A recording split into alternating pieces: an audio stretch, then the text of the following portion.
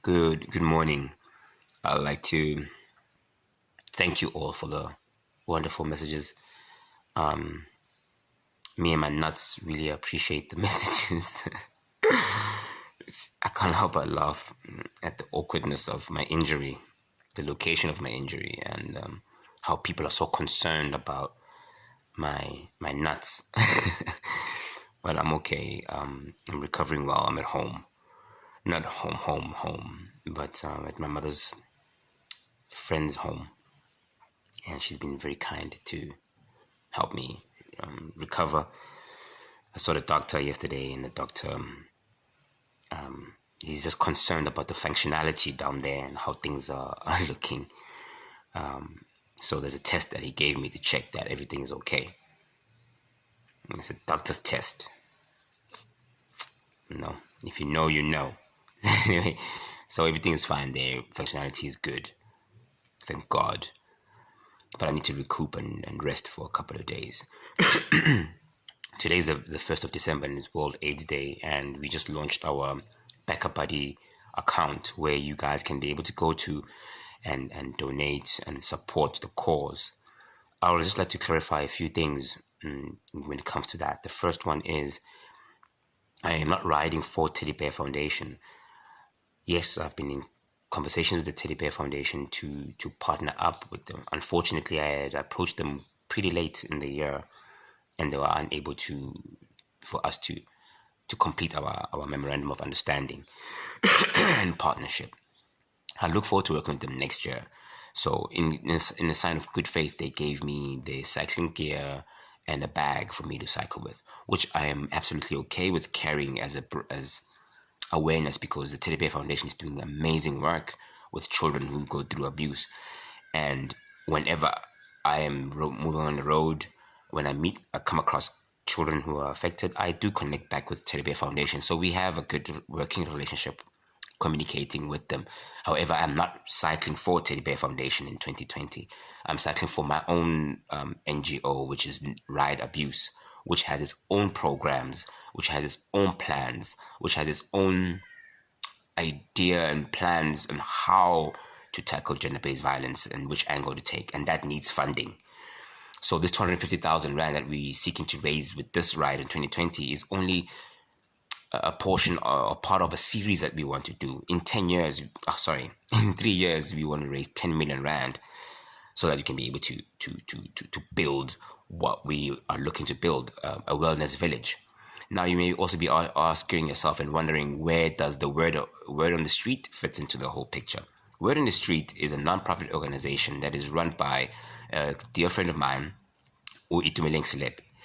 He and me share history when it comes to substance abuse. I have not hidden or shied away from my own journey with substance abuse. I'm a recovering drug addict myself. I dabbled in that space, and I've been working on healing myself. I took myself to rehab a couple of years ago, and since then I've been clean. And he has played a very important role in me getting clean. You know, he was a phone call away when I was going through some troubles. In the middle of the night, not knowing who to turn to, he was there. He picked up the phone. And I love how he has taken upon himself, just like me, taken upon himself to go and help young men, young girls, ekasi, and in towns and places where people have kind of, what you're going to do as a drug addict? He's a drug addict. So everyone turns their back to them. He has not. And he's done this thing out of his own pocket, where I think he's taken about 150 kids so far. I stand to be corrected, but I know it's more than 100 kids he's taken. I've been with him on a couple of these trips to go and pick up these boys at their homes, to go and counsel their mothers. I've been with him on phone calls where we're trying to figure out how to get money so we can have petrol in the car to go and pick up these boys. We've had conversations about actually airtime so that we can call the right people to go and help. He struggles to get the money and funding. He's done a theater play, so that he can try and promote his non-profit organization and get money. He's had merchandise to sell, so he struggled like kanjalo. I'm in a space where interacting and working with people who want to help, but they also need help themselves. I know that he wants to help me in my ride, So we partnered up and said, let's put our NGOs together, bro. I will ride because this is what I do and I need to do this. And it's part of my healing too. I will ride and I will seek to get money for my organization and then yours too. Which I'm also brought back to a thought of 2020, where are we now? 2018 with Cycle Life SA, another brand that is, it's black owned and it's from Elukshin, from Soweto. This man, Jerry Rashid, he put his backing behind myself and Ronald when we were cycling. Small business. He didn't have the capacity to run. It cost 500,000 Rand to run a cycling campaign like this in 2018. That's the bill. 500,000 Rand. In actual fact, when I done the calculations just a few months ago with my board for Right Abuse, we saw that it's more than that. He was able to source out a portion of that funding so that we can keep going. 2018, we didn't have a follow-on car, but he came to follow us for an entire week. From when we crossed over from the Lesotho border, which is Sunny Pass, and we cycled through KZN. If you see the footage and videos and pictures that are up there, the ones that we could recover because we lost a few, you'll notice that the Cycle Life SA van is there, and we've done some interviews together. He's in his 40s. But he put his back and his very limited funding and very last bill of money behind me and behind this vision and this mission to help all those who are lost and all those who are hurt and all those who want to reclaim their lives. He put his money and his everything behind this. For what? We didn't earn any money in 2018. We didn't make a cent. We didn't have a donation run. It was all about awareness, showing ukuthi uyakwazi ukuphuma kuyinto mfethu, uyakwazi to change your life. A human life and the human spirit is more than money. But I need to grow up, and in these last 2 years I've grown up and I've understood that for me to do this we need money. For example, I'm injured right now. For me to go and see a specialist is going to cost a lot of money. I don't have that money, so I'm gonna try and put a video and ask for people to donate and help me so I can go see a specialist. And if that doesn't work, I need to pray that I can heal so I can go on and hope that Pambili, what it is I'm fighting for, that I will raise that 10 million Rand within the 3 years. I will raise it 250, because then from that money, it means my organization, Right Abuse, I can employ myself and I can get paid, and my family can eat. And I can employ other people. I've got people who are helping me now. I've got a dude who's volunteered his graphic design work. I can now pay him. He can feed his family. I've got Matepo. She's helping me with the admin for Right Abuse, and she's posting up some things when I can't post up and I'm cycling. I can pay her. She can feed her family. She just recently got married. She can do these things for herself. With money that I can be able to buy a car that can follow me, and I can hire a driver, and then he can feed his family. And then I can have counselors there. When we go places, they can get counseling. And then with this money and a portion which is going to be donated to the Word on the Streets, Itumeleng now can have a car that can also have a full tank of petrol that can go and help. Now we can have, because we collect old clothes to give these boys after they come out from a 42-day stay at rehab. Now we've got clothes for them.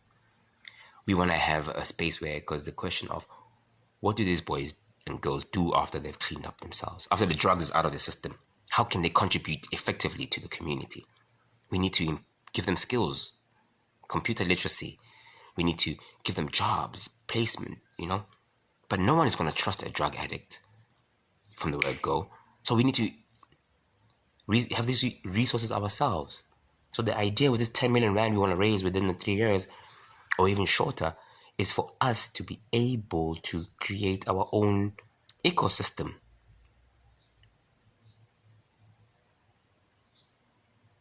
Now we'll be able to have our own factory.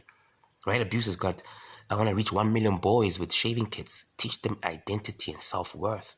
I can be able to do that now because sponsors don't want to buy that. Corporates don't want to do it, so I'll buy it myself. We want to have a factory where we can manufacture pads that we can give to young girls and teach them and give them dignity, restore their dignity so that they can love themselves and not allow themselves to be in an abusive environment. Just because Samson is buying me pads, I will stand the abuse he gives me. Nah. No. Now we can have counselors who can, and now I can place brave works counselors or right abuse counselors in police stations across South Africa, so that they can be able to help men who are abused. Now I can have the money to have a call center, because men are still shy to speak in public. They can call that number and say, "Yo, my brother, Gunzim." Then we can help them. Money is needed for all these things. You know what I mean? So, I may not be the smartest guy out there. I may not be the most educated person out there. I may not be the most accomplished. But all that stuff doesn't matter. I'm talking about the human heart here, the human condition. Gender-based violence. We are all hurting. We are all hurting. Men, women, children. Let's heal, man. I'm just doing my part. Help me do mine. 10 million rand in the next 3 years. For this ride, for this campaign, 250,000 rand. And no, we can. Imagine, let's say, 1,000 South Africans. 1,000 South Africans giving $10. How much is that? 10,000, I think. I'm not good at the maths too. Or 1,000 South Africans giving 100 rand.